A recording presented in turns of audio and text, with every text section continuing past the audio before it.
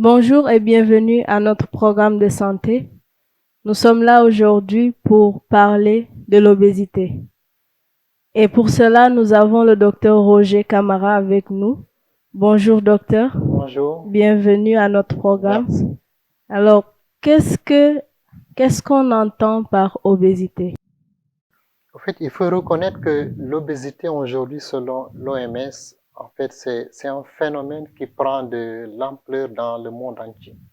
Et on le retrouve de sorte que on le retrouve de manière presque quasi-épidémique. C'est comme si c'était une épidémie, tellement il est important dans le monde. Alors, comment définir l'obésité? L'obésité, en fait, c'est, disons, un excès de poids.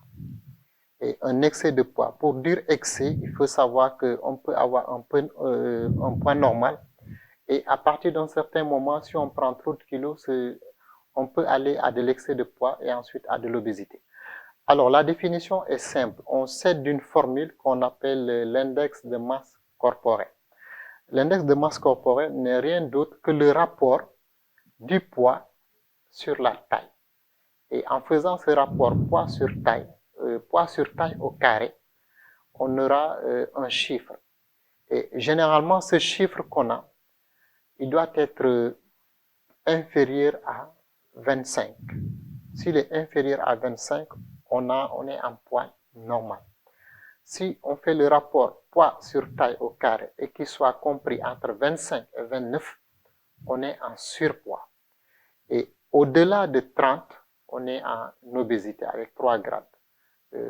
Modéré, moyenne et sévère. Bon, je ne vais pas entrer dans les détails.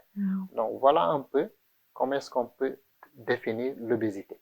Mais tout en sachant que dès qu'on est en surpoids, cela peut avoir des inconvénients sur notre santé. Dès le surpoids. On n'est pas encore dans l'obésité, mais cela peut avoir des conséquences sur notre santé. Et comment est-ce qu'on sait qu'on est obèse en pratique? Oui, en pratique, c'est comme je l'ai dit, on peut faire un calcul. Je vais faire on va essayer de faire un exemple. Prenons par exemple un homme de 100 kilos par exemple. Un homme qui a 100 kilos et qui a une taille de 1,80 m. Donc ce qu'on va faire, on va faire le rapport 100 kilos divisé par, entre parenthèses, on met 1,80 m fois 1,80 m. Et là, ça nous donne environ 30,86. Donc, c'est comme je le disais tout à l'heure, c'est le rapport du poids sur la taille au carré. Et ça nous donne 30. Donc, cet homme de 100 kg qui a une taille de 1,80 m, il est en obésité. Il est au premier stade de l'obésité, une obésité modérée. Ou pour faire plus simple, si cet homme de 1,80 m, en fait, son poids normal, son poids idéal, c'est 80 kg. Donc, les 100 kg, il est à 100 kg, donc disons, son poids normal, c'est 80 kg. Il a 20 kg de plus. Donc, si vous avez une taille de 1,60 m, votre poids normal, votre poids idéal, c'est de 60 kg. Si vous faites 1,70 m, votre poids normal, c'est de 70 kg. Si vous avez 1,80 m, 90, votre poids normal, c'est 90 kg. Donc, tout ce que vous avez de plus, ça peut être soit, tout ce que vous avez en plus, c'est de l'excès, c'est des kilos en plus que vous avez. Maintenant, le rapport va vous permettre de vous dire, et attention, vous êtes en obésité ou en surpoids. Donc, la formule va nous aider très souvent à dire, soit on est en obésité, soit on est en surpoids, en faisant le rapport du poids sur la taille au carré. Donc, si je comprends bien, c'est ce rapport qui va nous permettre de savoir notre statut. Alors, quand on est en dessous de 24, on a un poids normal. Et quand l'indice de masse corporelle est compris entre 25 et 29, on est en surpoids. Et à partir de 30, on est en obésité. Tout à fait. Donc, chers amis, vous pouvez vous-même faire les calculs à la maison pour connaître votre statut. Et docteur, pourquoi ce phénomène est devenu récurrent? Ce phénomène est récurrent à cause de deux choses. L'OMS pense qu'il y a deux choses qui expliquent ce phénomène. L'un, c'est la sédentarité. On avait vu dans une précédente émission que la sédentarité était dangereuse pour la santé. Et effectivement, cette sédentarité, du fait qu'on ne fasse plus d'exercice physique, est associée à une nourriture très riche en calories et très riche en matières grasses. Les deux associés expliquent aujourd'hui pourquoi ce phénomène est devenu de manière beaucoup plus présent et beaucoup plus important dans le monde entier. C'est à cause des deux choses. Le manque d'exercice physique, la sédentarité, et de l'autre côté, un régime. On est devant la télé, mais on mange beaucoup et on mange trop gras. Donc, ce sont ces deux choses qui expliquent un peu l'ampleur de ce phénomène dans le monde entier. Alors, ce sont nos comportements et nos habitudes qui sont à l'origine de ce phénomène. Tout à fait. Et maintenant, alors, dans le contexte africain, nous avons l'habitude de dire que les femmes qui sont rondes sont bien. Et dans la plupart des cas, elles sont en surpoids. Alors, quel risque elles courent? Oui, je pense que bon, certains hommes ont une préférence pour des femmes qui sont rondes et au détriment de la santé de ces dames. Parce que sachez, dans tous les cas, quand on est en surpoids, on court le risque de tomber malade. Et tout à l'heure, je vais énumérer ces maladies que nous courons le risque de développer. Maintenant, il ne faut pas que ces femmes, il faut qu'elles prennent conscience de cela, que mon poids que j'ai, même si certains apprécient ça, mais c'est pas bien pour ma santé. Et le but, c'est pour tout le monde, il n'y a pas de femme africaine, c'est de se dire dans la tête, il faut que je baisse mon poids, il faut que je revienne à un poids qui ne puisse pas impacter dans ma santé. Dans tous les cas, si elles sont en obésité, elles doivent faire des efforts pour baisser leur poids et revenir en poids normal. Et si elles sont aussi en surpoids, les mêmes efforts doivent être faits pour revenir en poids normal. Maintenant, je vais continuer pour citer un peu, pour vous dire un peu les conséquences ou les inconvénients d'avoir un poids qui n'est pas normal, un poids qui est élevé.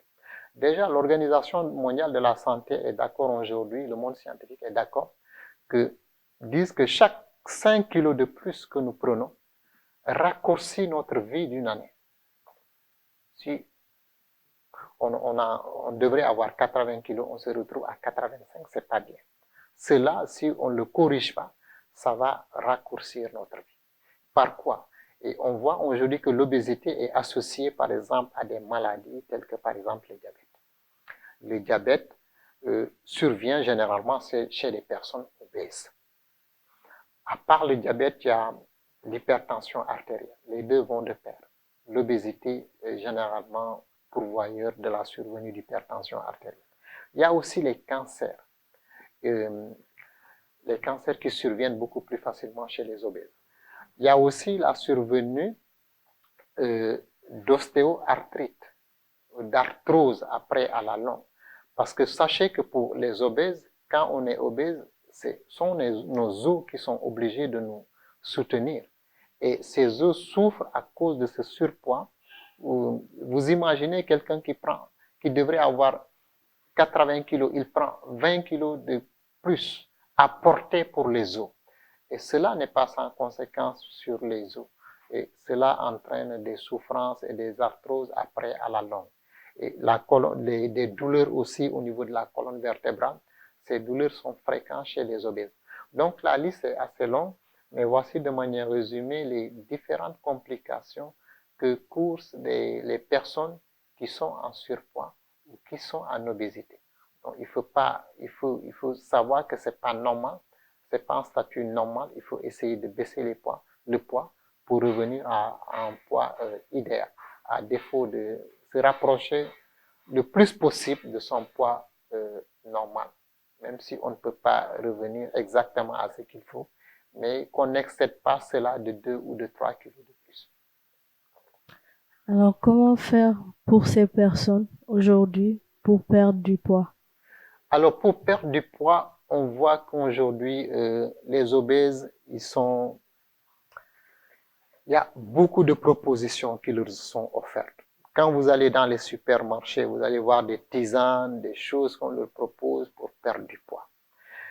Et moi, je pense que certains aussi s'adonnent à des régimes pour perdre du poids. Bon, la plupart des régimes qu'on adopte, effectivement, on peut perdre du poids pendant quelques mois. Mais généralement, parce que le régime, on n'est pas supposé le poursuivre dans le temps. Après, on revient et c'est pourquoi les études disent que 90% des gens qui suivent un régime vont perdre effectivement du poids pendant quelques mois. Mais après, ils reprennent les kilos. Donc voilà.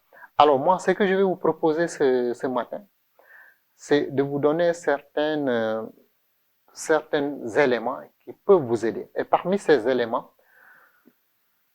c'est de vous dire de ne pas faire de régime. Parce que le régime, c'est quoi? C'est, en fait, on change. Le régime, par définition, ça veut dire juste changer les habitudes alimentaires pendant un temps donné. Et après ce temps, on revient sur les anciennes habitudes. Or, ce sont ces mêmes anciennes habitudes qui nous ont conduits à l'obésité.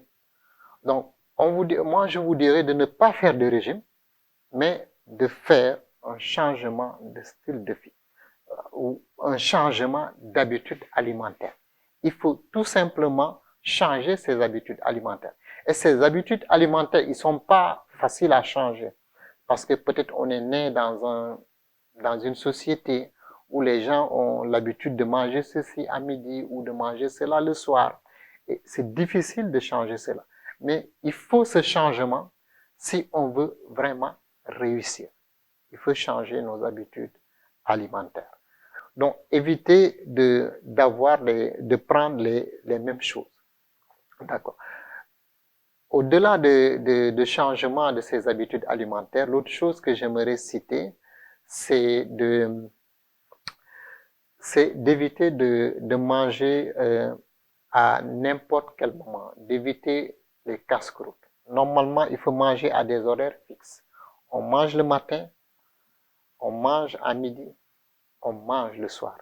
Et éviter de manger entre les repas. Parce que certaines études ont montré, en fait, il y a des dames qui prennent des casse-croûtes ou qui grignotent. Et les choses qu'ils grignotent sont tellement calorigènes, peuvent leur apporter 400 à 500 calories en plus. Si on veut perdre du poids, il faut éviter cela. Il faut éviter de grignoter. Parce que pendant que vous grignotez, c'est des calories en plus que vous donnez à l'organisme et cela va vous continuer à maintenir votre poids. Donc, il faut manger à des heures fixes, éviter de grignoter. Donc, ça, c'est le deuxième élément. Le troisième élément, c'est d'apprendre à prendre un petit déjeuner. Le matin, quand vous vous levez, vous avez jeûné, disons, presque toute la nuit, parce qu'après le dîner, vous êtes au lit, évidemment, c'est comme si c'était un jeûne. Le matin, quand vous vous levez, prenez un bon petit déjeuner, mais qui ne soit pas non plus trop gras. Choisissez de bons aliments pour prendre un bon petit déjeuner. Et même les études ont montré que des enfants qui prennent le petit déjeuner le matin avaient de meilleures notes que les enfants qui ne prennent pas le petit déjeuner le matin. Et au niveau de l'alimentation, il faut privilégier les aliments qui sont non raffinés et qui sont non industriels. C'est-à-dire privilégier les aliments d'origine végétale, les fruits, les légumes. Et aujourd'hui, il y a quelque chose qui est courant, on conseille à tout le monde de manger minimum 5 fruits et légumes par jour. Et c'est ça qu'il faut. Il faut plus avoir ces légumes, ces fruits et ces céréales complets dans nos assiettes que autre chose. C'est cela qu'il faut. Parce que quand vous prenez les fruits, les légumes, les céréales complètes, là, c'est ce qu'il faut. C'est l'alimentation idéale pour quelqu'un qui veut perdre du poids. Et ces légumes doivent être beaucoup plus riches en vitamine C et en vitamine A. Donc, si vous prenez des fruits, veillez à ce que parmi ces fruits que vous prenez, qu'ils soient riches en vitamine C ou qu'ils soient riches en vitamine Ah, cela est important. Alors, l'autre chose sur laquelle je vais insister aussi, c'est les repas. Pour quelqu'un qui veut perdre du poids, effectivement, il faut essayer d'avoir les 3 repas dans la journée. Le petit déjeuner, le déjeuner et le dîner. Ces 3 repas doivent être constants. Certains, ils se disent que non, je veux maigrir, je vais pas manger, je fais un régime, je ne mange pas le soir. C'est pas ce qui est conseillé parce qu'on voit que certains, c'est ce qu'ils le font, ils ont tendance à vouloir se rattraper le matin. Donc c'est pourquoi on dit il faut pas sauter de plat. Il faut manger, il faut prendre tous les 3 plats, mais peut-être diminuer les quantités et voir ce que l'on mange. Donc ne sautez pas de plat, prenez votre petit déjeuner, mangez bien le matin. À midi aussi, mangez parce que vous allez continuer vos activités. Et le soir, mangez beaucoup plus léger. Ne sautez pas, mais mangez quelque chose de léger parce qu'en réalité, vous allez vous reposer. Vous allez au lit. Donc, si vous mangez quelque chose de beaucoup plus léger, ça va vous aider. Et à cela aussi s'ajoute la consommation d'eau. Il faut boire beaucoup plus d'eau. Buvez de l'eau jusqu'à 8 verres, 1 à 1,5 litre à 2 litres par jour. C'est bien, ça peut vous aider dans la baisse du poids. Et l'autre élément que je vais rajouter, c'est l'exercice physique. L'exercice physique, pourquoi il aide? Nous avons vu que quand on fait de l'exercice physique, ce qui se passe, c'est que tout le métabolisme de l'organisme est augmenté. Tous les muscles se mettent au travail et cela va nous aider à brûler les excès de calories que nous consommons, le mauvais cholestérol. Et voilà, donc l'exercice physique vous sera d'un grand apport pour perdre du poids. Donc, si vous changez vos habitudes alimentaires, vous mangez, vous évitez de manger entre les repas, vous faites du sport, vous évitez les aliments qui sont trop gras, le beurre, vous essayez de le réduire. Avec ces conseils, si vous les suivez, je pense que vous arriverez à perdre du poids, le poids de manière progressive. Et il faut savoir qu'il faut maintenir ça dans le temps. C'est cela qui va vous aider à revenir à avoir un meilleur poids et à éviter les kilos de plus que nous avons. Voilà, je pense que si on le fait, on peut y arriver. Merci docteur pour ces conseils avisés. Alors, nous l'avons compris ensemble. Mangez sainement, faites de l'exercice, buvez beaucoup d'eau et avec tous les conseils que nous avons reçus du docteur, vous pourrez être dans votre poids normal et avoir une meilleure santé. Merci à vous, merci docteur, Merci. et à bientôt.